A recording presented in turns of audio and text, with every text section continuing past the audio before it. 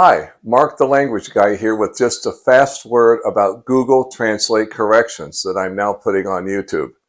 Keep in mind that idiomatic expressions are not literally translated. It's sort of like in English when you say, I would just as soon go to the store. That means I would rather go to the store. It has nothing to do with soon at all. So please keep this in mind.